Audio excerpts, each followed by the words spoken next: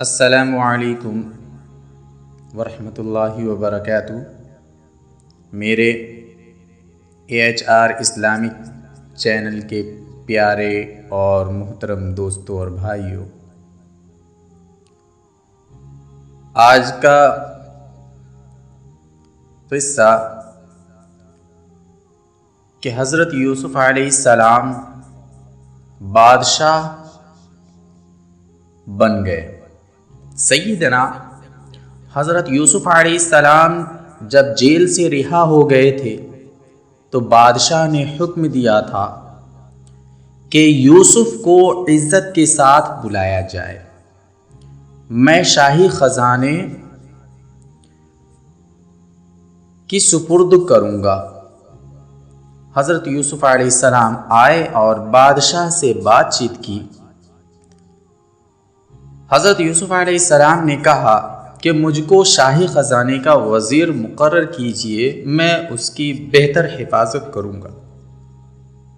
بادشاہ نے منظور کیا اور انہیں شاہی خزانے کا وزیر مقرر کر دیا۔ آخر کار وہ قحط کا زمانہ آ گیا جس کا بادشاہ نے خواب دیکھا تھا، اور اس کا اثر اس جگہ بھی پہنچا جہاں سیدنا حضرت یوسف علیہ السلام کے والد حضرت یعقوب علیہ السلام اور ان کے بھائی بھی رہتے تھے۔ چنانچہ حضرت یعقوب علیہ السلام نے اپنے بیٹوں کو غلہ لانے کے لیے مصر میں حضرت یوسف کے پاس بھیجا۔ جب حضرت یوسف کے بھائی آئے تو حضرت یوسف نے ان کو پہچان لیا، اور بھائی حضرت یوسف کو نہیں پہچان سکے۔ سیدنا حضرت یوسف علیہ السلام نے ان کو غلہ دیا اور کہا کہ اگلے دفعہ آؤ تو اپنے دوسرے بھائی کو بھی ساتھ لے کر آنا، ورنہ میں تم کو غلہ نہیں دوں گا۔ اور اپنے ملازمین سے کہہ دیا کہ جو قیمت انہوں نے غلہ کی دی ہے وہ بھی چپکے سے ان کے سامان میں رکھ دو تاکہ وہ پھر مصر آئیں۔ جب یہ لوگ اپنے شہر کنعان پہنچے تو اپنے باپ حضرت یعقوب علیہ السلام سے کہا کہ ابا جان، اب کے ہمارے ساتھ بھائی کو بھیجیے، ورنہ ہم کو غلہ ملے گا نہیں، اور ہم اس کی خوب حفاظت کریں گے۔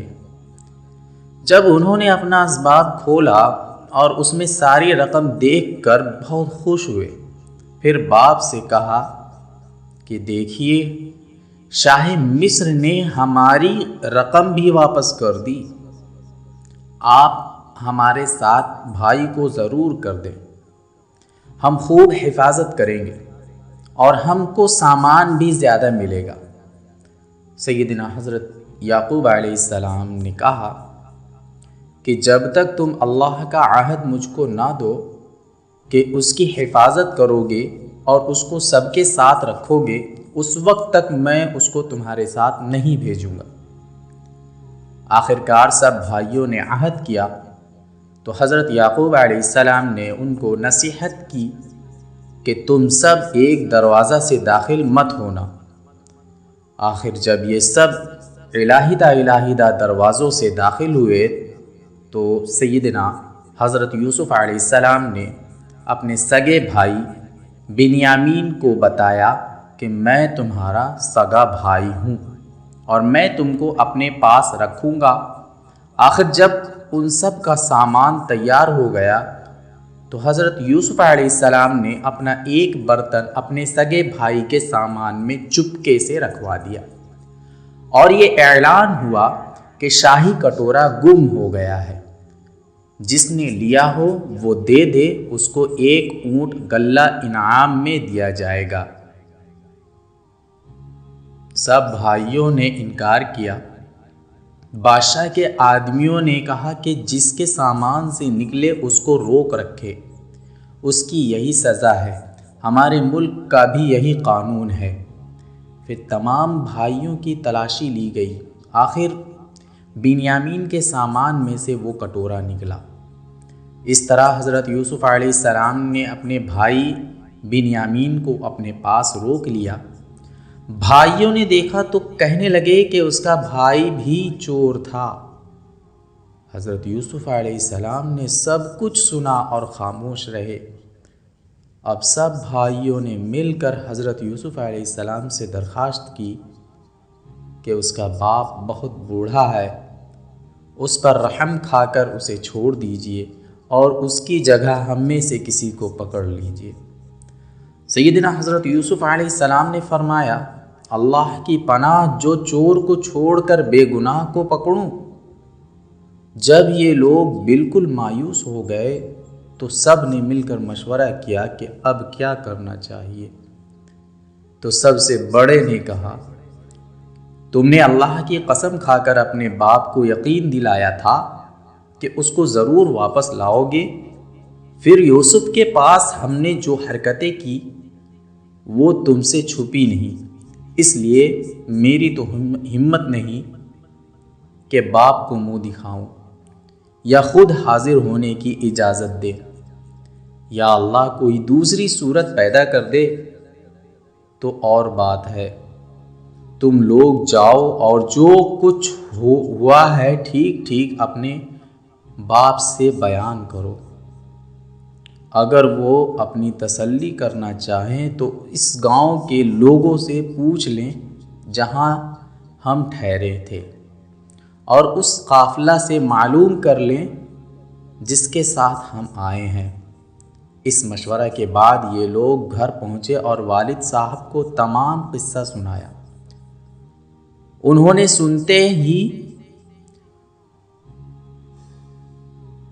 فرمایا، تمہارے دلوں نے یہ بات گڑھ لی ہے، بہرحال صبر اچھا ہے، امید ہے کہ اللہ ہم سب کو ایک جگہ جمع کر دے گا، وہی خوب جانتا ہے کہ یہ کیا ہو رہا ہے۔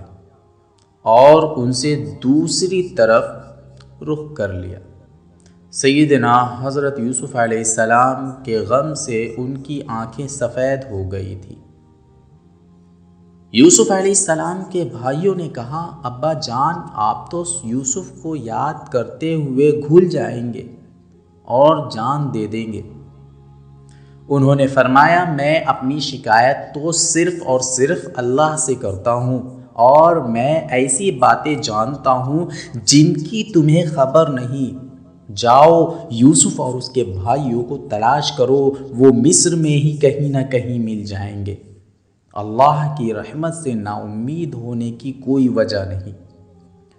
سیدنا حضرت یوسف علیہ السلام کی بھائیوں سے ملاقات۔ اب ایک بار پھر سب بھائی مل کر مصر پہنچے۔ حضرت یوسف علیہ السلام سے گھر والوں کی بری حالت بیان کی اور کہا کہ ہم اپنے ساتھ بہت تھوڑا سامان لائے ہیں، مگر چاہتے ہیں کہ آپ پورا غلہ دیں۔ حضرت یوسف علیہ السلام نے اپنے گھر کا یہ حال سنا تو بے تاب ہو گئے، ان سے رہا نہ گیا، اور انہوں نے اپنے بھائیوں سے کہا کہ تم جانتے ہو کہ تم نے یوسف اور اس کے بھائیوں کے ساتھ کیا کیا ہے۔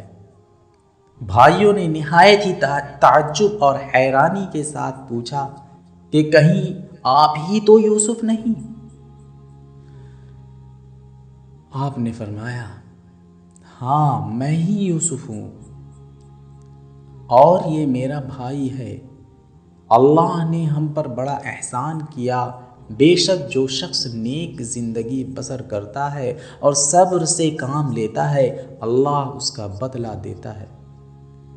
جب تمام بھائیوں کو یقین ہو گیا کہ جس کے دربار میں ہم اس وقت کھڑے ہیں ہمارے بھائی یوسف ہیں، تو سب نے مل کر اپنے گناہوں کا اقرار کیا۔ آپ نے فرمایا، تم کوئی فکر نہ کرو، تم پر کوئی الزام نہیں، اللہ تمام گناہوں کو معاف کرے، وہی سب سے زیادہ رحم کرنے والا ہے۔ جاؤ میرا کرتا میرے والد کے چہرے پر ڈال دو، ان کی بینائی لوٹ آئے گی، اور پھر سب کو یہاں لے آؤ۔ ادھر قافلہ مصر سے روانہ ہوا اور ادھر حضرت یعقوب علیہ السلام نے اپنے گھر والوں کو یہ خوشخبری دی کہ مجھے یوسف کی بو آ رہی ہے۔ انہوں نے سنا تو کہا کہ تمہارے سر پر ایک ہی خبط سوار ہے۔ آخر قافلہ آ گیا۔ حضرت یوسف کا کرتا ان کے سامنے رکھ کر تمام حالات سنائے تو انہوں نے گھر والوں سے کہا، دیکھو میں نے تم سے نہیں کہا تھا۔ آخر سب بیٹوں نے مل کر آپ سے گناہوں کی معافی مانگی اور مصر کو چل دیے۔ سیدنا حضرت یوسف علیہ السلام سے ملاقات ہوئی تو انہوں نے ماں باپ کو اپنے پاس ٹھہرایا اور کہا، خدا چاہے تو مصر میں امن اور آرام کے ساتھ رہیے۔ پھر ان کو اپنے ساتھ تخت پر بیٹھایا۔ سب کے سب بھائی شاہی آداب بجا لائے۔ آپ نے فرمایا، یہ میرے خواب کی تعبیر ہے، اللہ نے اس کو سچ کر دکھایا۔ اس نے مجھ پر بڑا احسان کیا جو مجھے قید سے چھڑایا، اور شیطان نے جو فساد میرے اور میرے بھائیوں کے درمیان ڈال دیا تھا، آپ سب کو دیہات و بیابان سے یہاں لے آیا۔ بے شک میرا رب خیر کی حکمت جانتا ہے۔ اے میرے پروردگار، تو نے مجھے حکومت دی، باتوں کا مطلب سمجھا دیا۔ اے زمین و آسمان کے پیدا کرنے والے خدا، تو ہی دنیا و آخرت میں میرا کام بنانے والا ہے۔ مجھے مسلمان ہی مارنا اور نیک بندوں کے ساتھ ملا دینا۔ غرض ایک عرصہ تک حضرت یوسف علیہ السلام کے بتائے ہوئے قانون کے مطابق مصر میں حکومت کرتے رہے، لوگوں کو اللہ کی طرف بلاتے رہے، برائیوں سے روکتے رہے، بھائیوں کو بھلائیوں کو پھیلاتے رہے، ملک مصر کو اچھائیوں سے بھر دیا اور بالآخر اللہ کے پاس چلے گئے، یعنی آپ کی وفات ہو گئی اور آپ مصر میں دفن ہیں۔ دیکھیے حضرت یوسف علیہ السلام کو بھائیوں کی وجہ سے کیسی کیسی تکلیفیں اٹھانی پڑی۔ اندھیرے کنویں میں رہے، غلام بنے، جیل خانہ میں رہے، لیکن جب یہ سب اللہ کی آزمائش پوری ہو گئی تو اللہ تبارک و تعالی نے ان کو مصر کا بادشاہ بنا دیا۔ تو بھائیوں سے کوئی بدلہ نہیں لیا، بلکہ اللہ سے ان کے گناہوں کی معافی کے لیے دعا کی اور خود بھی معاف کر دیا۔ بچوں، بھائیوں کے ساتھ یہی کرنا چاہیے۔ قرآن شریف میں ایک دوسرے جگہ ہے جس کا مطلب یہ ہے، اگر تمہارے ساتھ کوئی زیادتی کرے اور تم اس کے بدلے اس کے ساتھ نیکی اور بھلائی کرو تو وہ دشمن تمہارا حقیقی دوست بن جائے گا۔ اللہ ہم سب کو ایسی ہی توفیق عطا فرمائے، آمین۔